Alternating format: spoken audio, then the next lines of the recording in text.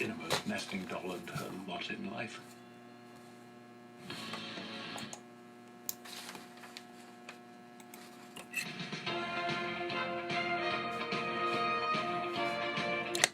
I think it's safe to say this is my favorite return bumper music here.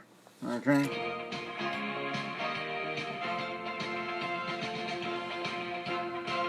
Sort of reminds me of NBC Sports. I think it was what they used NBC Sports back in the 80s. I don't mean to sound like I'm stuck in the 80s, although I probably do sound that way, and that's a problem. But, no, I want to look ahead, obviously, not back.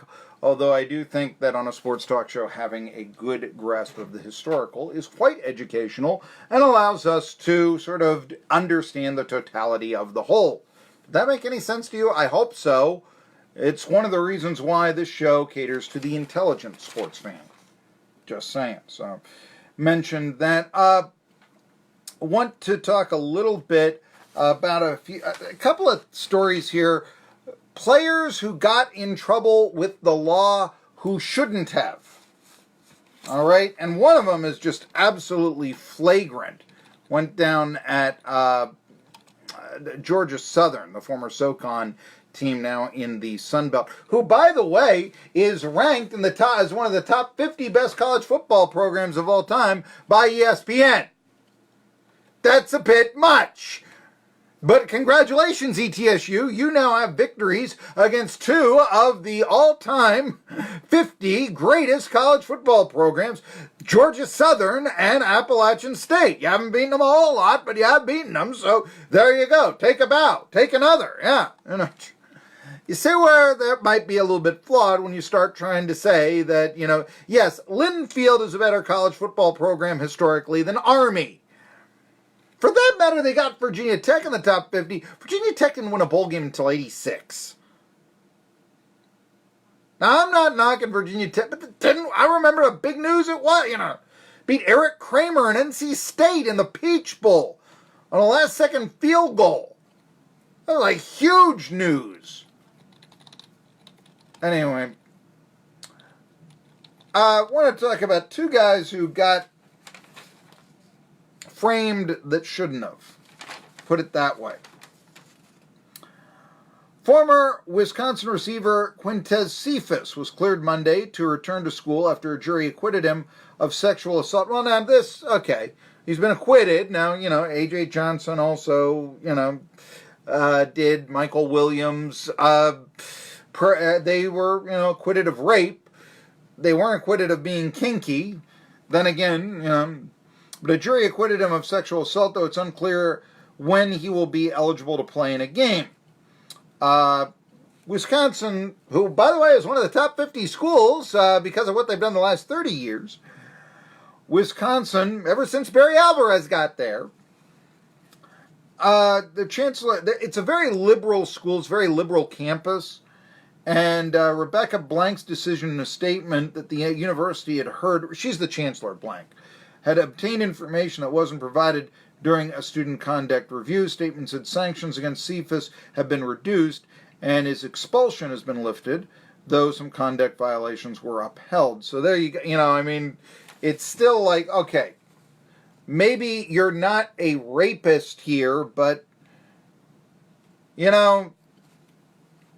sort of like Ben Roethlisberger here, somehow I'm not sure that was a real romantic liaison in that bathroom in Georgia, Now, this is a little bit of an old story, but it just got to my attention here. Chad Lunsford, who, ironically, is not from Carter County. Can you imagine? Somebody named Lunsford who is not from Carter County. I am shocked. It actually turns out that he's the Georgia Southern head football coach.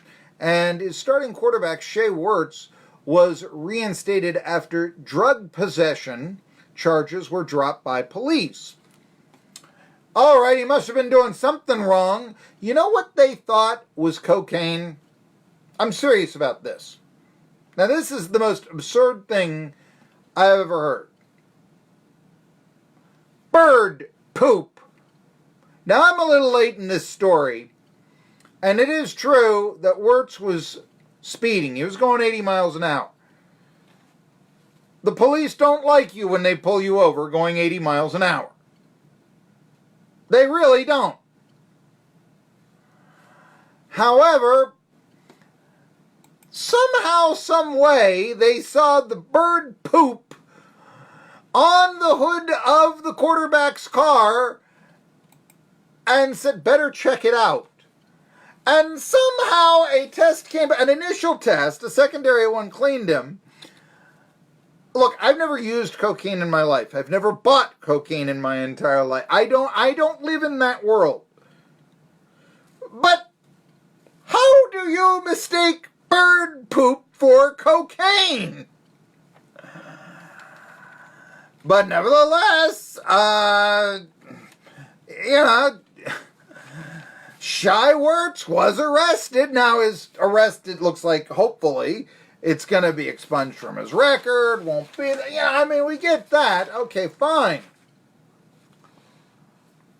But, come on. This is absurd. And how do you even, and I know, look, hey, if you've driven fast, and I have, I've had speeding tickets, okay? And it's not a lot of fun. And it is also, yes, boy, you know what? Sure, that, what can we say here? When you're pulled over going 80, they're not really that sympathetic to you most of the time. But it's one thing to be hard on the guy. Don't ever drive this fast again. It's another to mistake bird poop for cocaine. How would you even think that, and initially they did a simplistic test. Oh no, this is cocaine.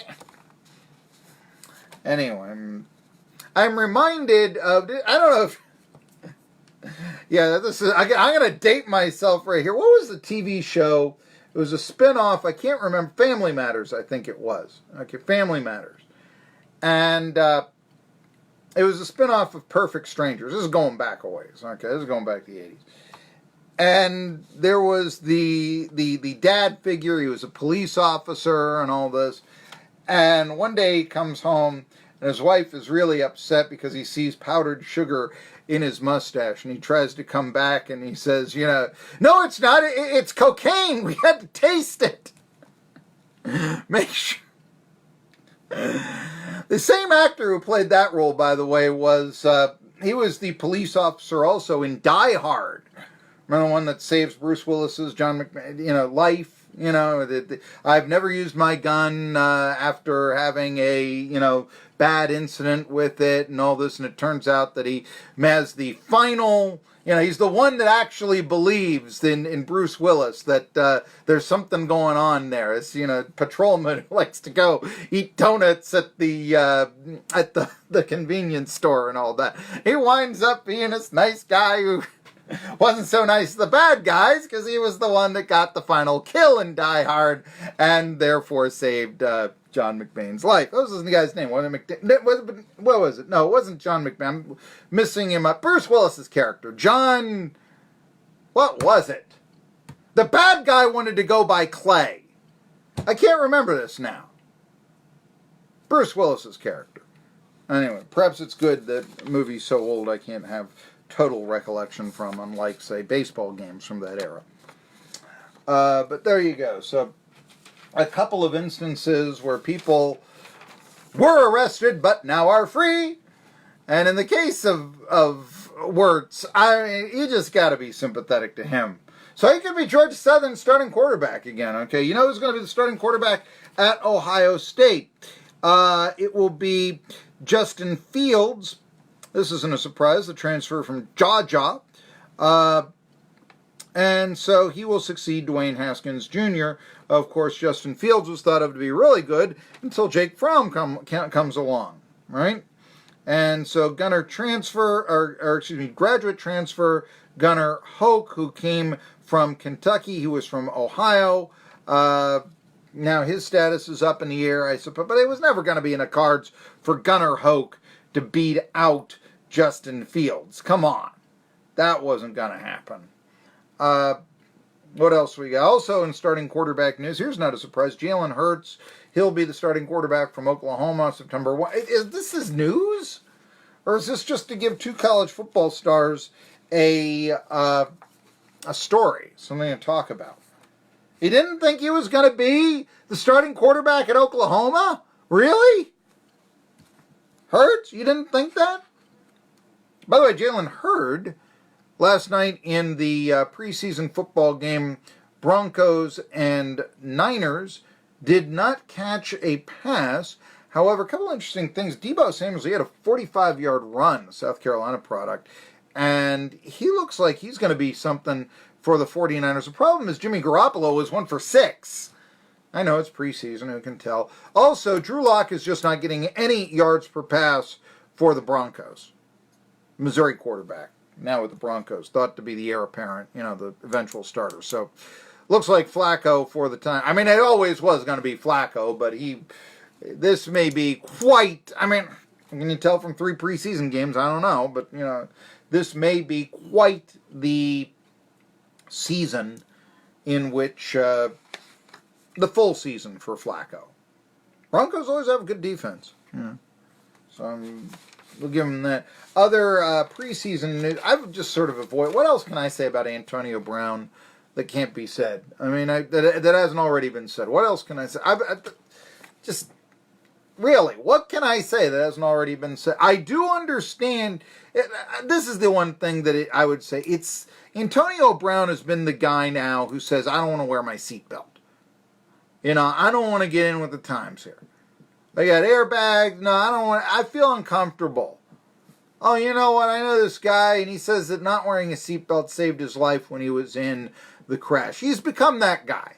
And I do understand. I told you the story. I remember being, playing baseball with the single bar catcher's mask versus the bird cage. Now you've got the hockey mask for the catchers. But I'm going to use another. I've got all these consultants. They say, don't use these references. They're too old. Bob Boone. I think he was the last guy in the majors to use a single bar catcher's mask. And, when I was a kid starting playing baseball, that's what we had. And you could see better through it than you could the traditional, what was I called the bird cage, which had more wires around it and all this. You had a bigger view of sight. I give you that. But the question just goes, look, I know you can't wear the single bar face mask in the NFL anymore, that sort of thing. Just you can't wear the Joe Theismann helmet or something like that. But can't we find a modern helmet for Antonio Brown that he can see out of? Is that he comes off as the guy that doesn't want to wear his seatbelt. That's the best way I can put it. Let's go back to who's going to be playing where. North Carolina listeners, hey, Sam Howell will be your quarterback. Tar Heels have a big one to start out with South Carolina. That's a real big ACC, SEC matchup. Plus, certainly bragging rights of the Carolinas. South Carolina thought to be the better football school. North Carolina, of course, thought to be the better basketball school. But the new coach, same as the old coach, Mac Brown, choosing freshman Sam Howell as his starting quarterback. It had been, they said, a dead heat until just a few years. Let's see here. Tar Heels got Howell from Florida State. Flipped his commitment, so this could be somebody to watch, folks.